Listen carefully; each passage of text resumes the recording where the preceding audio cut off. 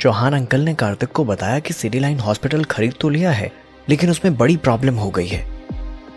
ये सुन जवाब में कार्तिक ने कहा, क्या प्रॉब्लम है? मैं कुछ समझा नहीं। अंकल ने उसे बताया, प्रिंस, हॉस्पिटल खरीदने के पीछे आपका मकसद बहुत अच्छा है, लेकिन हमारी पकड़ बिजनेस में है, हॉस्पिटल मैनेजमेंट में नहीं। उनकी बात पे गौर करते हुए कुछ सोचकर उसने कहा, सही कह रहे हैं आप। मुझे लगता है कि हमें इस हॉस्पिटल के पुराने मैनेजमेंट को फिर से हायर कर लेना चाहिए। आपका क्या ख्याल है?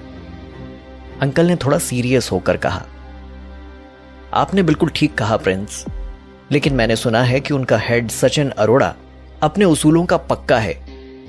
मुझे नहीं लगता कि वो हॉस्पिटल का मैनेजमेंट फिर से संभालने में इंटरेस्ट दिखाएंगे। कार्तिक ने कहा, आप परेशान मत होइए अंकल, मिस्टर सचिन अरोड़ा से मैं खुद जाकर बात करूंगा। अंकल हिचकिचाते हुए बोले, लेकिन प्रिंस आप खुद? इससे पहले कि वो कुछ आगे बोलते, कार्तिक ने कहा, जी हां अंकल, मैं खुद जाकर उनसे बात करूंगा।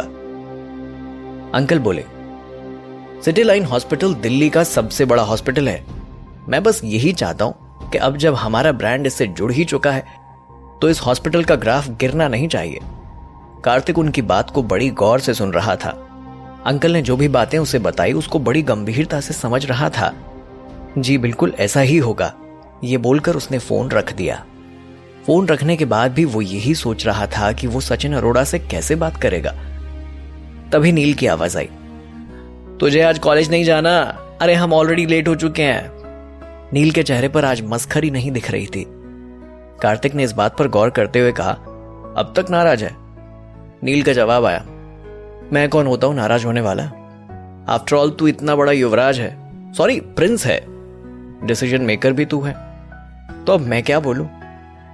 भले ही नील नाराज होने वाली बात से इनकार कर रहा था, उसकी बातों से साफ पता चल रहा था कि वो कार्तिक से काफी गुस्सा है।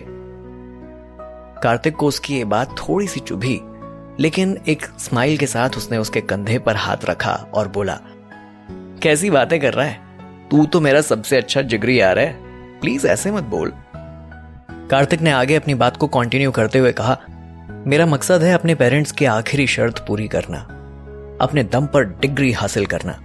अगर तू मेरी बात नहीं समझेगा तो कौन समझेगा? नील ने उसको देखकर कहा, यार लेकिन अब तो कोई भी नहीं है तेरा ये सैक्रिफाइस देखने के लिए। अब तू किसको दिखाने के लिए सब कर रहा है? कार्तिक ने उसकी आंखों में आंखें डालकर कहा, लेकिन मैं तो जिंदा हूं। मैं नहीं चाहता कि आज से 10 साल बाद कोई मेरी आइडेंटिटी पर, स्टेटस पर सवाल उठाए। कार्तिक ने उसे प्यार से समझाते हुए कहा, तू तो मेरा दोस्त है, मेरा भाई है, मेरा सब कुछ है। अगर तू मुझे मोटिवेट नहीं करेगा तो मैं अपने मकसद में कामयाब कैसे हो पाऊंगा? इतना समझाने के बाद कहीं ना कहीं नील उसकी बात से कन्विंस हो गया। उसने हां में सर हिलाया और अपनी स्कूटर की चाबी उसकी ओर उछालते हुए बोला, तो चले अपनी शान की सवारी पे। कार्तिक ने स्माइल किया और नील के गले लगकर बोला, थैंक्स यार। नील ने अपने मजाकिया लहजे में कहा, बस कर पगले, रुलाएगा क्या?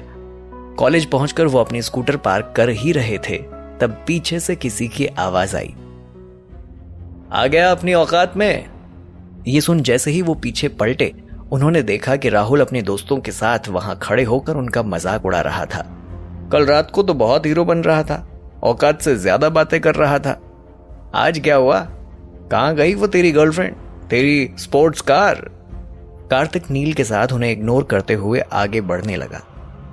शनन भी राहुल के साथ ही थी। उसने हंसते हुए कहा, क्या राहुल तुम भी ना, पता नहीं क्यों डाउन स्टेटस वाले लोगों से बात कर रहे हो। कार्तिक तो शांत था, पर नील को यह सुनकर बर्दाश्त नहीं हो रहा था। उसने पीछे पलटकर राहुल को देखकर कहा, लगता है तू अपनी हार बर्दाश्त नहीं कर पाया, इसलिए एक बार फिर इज्जत लुटवाने आया है। नील ने सिर्फ इतना कहा और राहुल ने उसकी शर्ट की कॉलर पकड़ ली और बोला, सुन डबल बैटरी, दुश्मनी भी बराबरी वालों से करना चाहिए, समझ में आया तुझे? इस बीच कार्तिक वहां पहुंचा और उसने राहुल को पीछे से धकेलते हुए कहा, मैं चुप हूं इसका मतलब ये नहीं कि मैं कमजोर हूं, यह भी हो सकता है कि तू मुझे अभी जान नहीं पाया। यह सुन राहुल थोड़ा चौंक गया, लेकिन फिर वो हंसते हुए बोला, क्या नौटंकी है। यह कहकर उसने इशारे में अपने दोस्तों को वापस चलने के लिए कहा। दूसरी ओर शेफाली अपनी डेस्क पर बैठकर काम करने में बिजी थी। उसे बार बार ऐसा लग रहा था कि उसके कलीग उसे देखकर आपस में कानाफूसी कर रहे हैं और अचानक उसके साथ काफी अच्छे ढंग से पेश आ रहे हैं। शेफाली को अपने कलीग का बदला रवैया अजीब लग रहा था। उसने सोचा, अचानक से ऐसा क्यों बिहेव कर रहे हैं ये लोग। वो सोच ही रही थी कि तभी उसकी ऑफिस फ्रेंड काजल उसके पास रखी चेयर पर आकर बैठ गई और उसे कोहनी मारते हुए छेड़ते हुए बोली, तू तो बड़ी फास्ट निकली।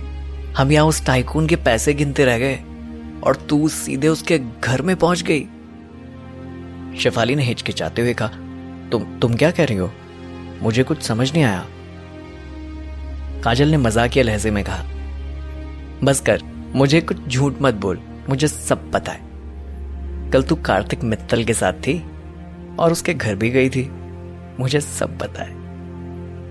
ये बात सुन शेफाली थोड़ी परेशान हो गई और उसने काजल से कहा, तुम्हें कैसे पता चला? काजल का जवाब है, सिर्फ हमें ही नहीं, पूरे बैंक को यह बात पता है। शेफाली उसे सवालिया नजर से देखने लगी। दरअसल राहुल ने कार्तिक और शेफाली की कार रेसिंग वाली कुछ फोटोज फेक अकाउंट से वायरल कर दी थी, इसलिए आज सिटी बैंक में कार्तिक और शेफाली की ही बातें चल रही थी। काजल ने शेफाली को उनकी फोटोज भी दिखाई। शेफाली अपनी तस्वीर देखकर परेशान हो गई। काजल ने हंसते हुए कहा, यार शेफाली, तेरी तो पूरी लाइफ सेट है, इस बंदे को हाथ से मत जाने देना। शेफाली ने काजल को सफाई देने की कोशिश की, तुम सब गलत सोच रहे हो, ऐसा कुछ भी नहीं है हमारे बीच, हम सिर्फ अच्छे दोस्त हैं। काजल ने अपना गला साफ किया। किसी महापुरुष ने कहा है, एक लड़का और एक लड़की कभी दोस्त नहीं हो सकते, और आगे हंसते हुए चली गई। अरे तेरे चक्कर में मैं भूल ही गई थी कि बॉस ने मुझे बैलेंस शीट रेडी करने को कहा है, चल मैं बाद में बात करती हूं, बोलकर वो वहां से चली गई। उसके जाने के बाद शेफाली परेशान होते हुए बोली, हमारी तस्वीर किसने वायरल कर दी? कहीं ये काम उस कार्तिक का तो नहीं? इस वक्त कार्तिक और नील कॉलेज के कैंटीन में मौजूद थे। तभी राहुल अपने कुछ दोस्तों के साथ कैंटीन में हुल्लड़बाजी करते हुए पहुंचा। उन दोनों को देखकर राहुल ने अपने मौजूद लड़कों को आंख मारी और कार्तिक के पास पहुंचकर थोड़ा सा सीरियस होकर बोला, are you ready for match? उसकी बात सुन नील और कार्तिक सवालिया नजरों से उसे देखने लगे। राहुल अपनी भौएं उचकाकर बोला, अगर राहुल के साथ फुटबॉल मैच करने में डर लग रहा है तो अब भी वक्त है, पूरे कॉलेज के सामने मेरे जूतों पर नाक रगड़कर सॉरी बोल दे। उसके साथ कुछ और लड़के भी मौजूद थे, जिनके साथ हंसते हुए राहुल आगे बोला, और वैसे भी राहुल का दिल इतना बड़ा है कि वो तुझे एक ही बार में माफ कर देगा। कार्तिक को सुबह से ही राहुल की बातें बिना सिर पैर की लग रही थी। उसने इरिटेट होते हुए कहा, मुझे नहीं पता तू कौन से मैच के बारे में बात कर रहा है। इस पर राहुल के दोस्तों में से एक लड़का आगे आया और कार्तिक के टेबल पर एक पैम्फलेट लाकर रख दिया। कार्तिक ने वो पैम्फलेट उठाकर देखा, जिस पर राहुल और कार्तिक की तस्वीर बनी हुई थी और फुटबॉल मैच की डिटेल्स दी हुई थी। उस लड़के ने कहा, क्या तुझे नहीं पता? राहुल ने तुझे फुटबॉल मैच के लिए चैलेंज किया है, कल सुबह है। राहुल ने सरकास्टिक स्माइल देते हुए कहा, और अपनी रेंटेड गर्लफ्रेंड को भी इनवाइट कर लेना। कार्तिक उनकी बातें सुनकर मुस्कुराए जा रहा था। उसका यह एटीट्यूड देखकर राहुल चिढ़ गया। वो उसके काफी करीब आकर गुस्से से घूर कर बोला, ये एटीट्यूड किसी और को दिखाना, अभी दम है तो मैच में दिखा। Will see you in the field after medical. Kartik ने सवालिया नजरों से कहा, व्हाट, मेडिकल? राहुल ने उसकी ओर पलट कर देखा और हंसते हुए बोला, तूने नोटिस नहीं पढ़ा? आराम से पढ़ ले, अंग्रेजी में लिखा है। ये बोलकर वो टेढ़ा मुंह बनाते हुए वहां से अपने दोस्तों को लेकर निकल गया। उसके जाने के बाद नील ने कार्तिक के कंधे पर हाथ रखकर कहा, यार कभी कभी ना मन करता है कि इस राहुल के बच्चे के हाथ पैर तोड़कर उसे रास्ते में कहीं भीख मंगवाओ। कार्तिक ने उसकी ओर देखकर मजाकिया लहजे में कहा, जाने दे यार, क्यों बेअक्लों के मुंह लग रहा है। इसके बाद दोनों नोटिस देखने निकल गए। उस पर लिखा था, please have your blood sample delivered to my office with further regular checkup report before the end of the day. Students who fail to do will not be eligible to participate in football team. Kartik ने कहा, जल्दी medical room चल, मुझे sports teacher को blood sample भेजना है। ये बोलकर वो वहां से काफी स्पीड से मेडिकल रूम की ओर निकल गया। मेडिकल में राहुल और उसके दोस्त पहले से मौजूद थे।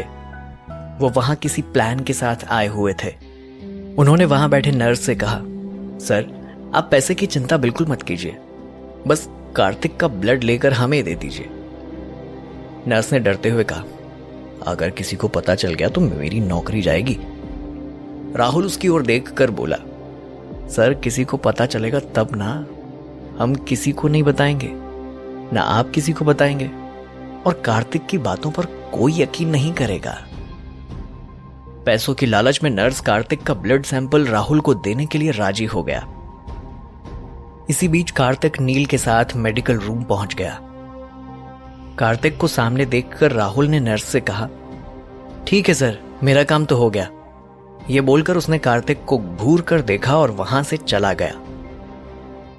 कुछ देर में ब्लड सैंपल देकर कार्तिक भी नील के साथ अपनी क्लास की ओर निकल गया। लगभग आधा दिन बीत चुका था। कार्तिक और नील अपनी क्लासेस खत्म कर सिटी लाइन हॉस्पिटल पहुंच गए थे। वो दोनों हॉस्पिटल में एंटर कर ही रहे थे, तभी वहां रिसेप्शन पर कार्तिक की नजर शेफाली पर पड़ी। वो फॉर्म फिल करने में बिजी थी। शेफाली को देख कार्तिक के चेहरे पर स्माइल आ गई। नील ने जब उन दोनों को देखा तो मुस्कुराते हुए कार्तिक से बोला, अब यहां खड़े खड़े देखता ही रहेगा या जाकर उसे हाय हेलो भी कहेगा? तभी कार्तिक शेफाली के पास पहुंच गया और बोला, हाय शेफाली, हाउ आर यू? उसकी आवाज सुन शेफाली एक पल के लिए तो बहुत खुश हुई। उसने जैसे ही कार्तिक की ओर देखा, उसे राहुल की कही बातें याद आ गई। वो थोड़ा बुझी हुई आवाज में बोली, हेलो कार्तिक। ये बोलकर वो चुपचाप खड़ी हो गई। कार्तिक ने अपनी बातें कंटिन्यू करते हुए कहा, how is your father? Shefali ने फिर से रूखेपन से कहा, नाउ ही इज फाइन। और मन में सोचने लगी, लगता है मुझे इशारा कर रहा है, कहीं ये मेरा फायदा तो उठाना नहीं चाहता है, इसीलिए तो मुझे फॉलो करते हुए यहां पहुंच गया। इसके पहले ये कुछ कहे मैं ही कह देती हूं। ये बोलकर शेफाली ने कार्तिक की ओर देखकर कहा, देखो मैं समझ रही हूं जो तुम कहना चाहते हो। ये सुन कार्तिक ने सवालिया नजरों से उसकी तरफ देखा। शेफाली बहुत घबराई हुई थी। उसने कुछ सोचकर कहा, हां, तुमने मुझे जो पैसे दिए थे वो सारे पैसे तुम्हारे बैंक अकाउंट में ट्रांसफर कर दूंगी। कार्तिक उसकी बात सुनकर हंसने लगा और उसकी आंखों में आंखें डालकर उसने कहा, उसकी कोई जरूरत नहीं है। वो आगे अपनी बात पूरी करता, लेकिन शेफाली ने उसे बोलने का मौका ही नहीं दिया और कहा, मुझे कुछ काम है। शेफाली का यह वियर्ड बिहेवियर कार्तिक को अजीब लगा। दूर खड़ा नील भी शेफाली का यह बिहेवियर देखकर शॉक्ड था। नील ने कार्तिक के पास जाकर बोला, यार ये लड़की तो बड़ी मतलबी निकली, एक बार भी तुझे थैंक्स नहीं बोला। कार्तिक भी हैरान था। उसने कहा, पता नहीं यार क्या हुआ इसे। फिर कुछ सोचकर कार्तिक ने कहा, चलकर मिस्टर अरोड़ा से बात भी करनी है। ये बोलकर वो दोनों हॉस्पिटल के मैनेजमेंट डिपार्टमेंट के हेड ऑफिस पहुंचे। वहां पहुंचकर उन्होंने डोर नॉक किया। किसी ने अंदर से कम इन ऐसा कहा तो वो अंदर चले गए। अंदर सचिन अरोड़ा अपनी फाइल्स चेक कर रहे थे। उन्होंने कभी कार्तिक को सामने से नहीं देखा था, इसलिए वो उसे पहचान नहीं पाए। उन्होंने कार्तिक को देखे बिना अनइंटरेस्टेड होकर कहा, कहिए मैं आपकी क्या मदद कर सकता हूं? कार्तिक ने कहा, आई एम कार्तिक मित्तल। यह नाम सुनकर सचिन के चेहरे का एक्सप्रेशन चेंज हो गया। वो थोड़ा चिढ़ते हुए बोले, जी मुझे पता है, आप यहां मुझसे केबिन खाली करवाने के लिए आए। मेरा काम हो गया, आपको कहने की जरूरत नहीं है, मैं यहां से जा रहा हूं। यह बोलकर वो अपनी फाइल सेट करने लगे। कार्तिक ने उन्हें देखकर कहा, नहीं, आप गलत समझ रहे हैं। सचिन ने उसकी ओर देखकर थोड़ा सरकास्टिक होते हुए कहा, जी मैं आपको बखूबी समझ चुका हूं, आप बिलेनियर हैं। लेकिन मुझे एक बात समझ नहीं आई, मुझसे केबिन खाली करवाने आपको खुद आना पड़ा?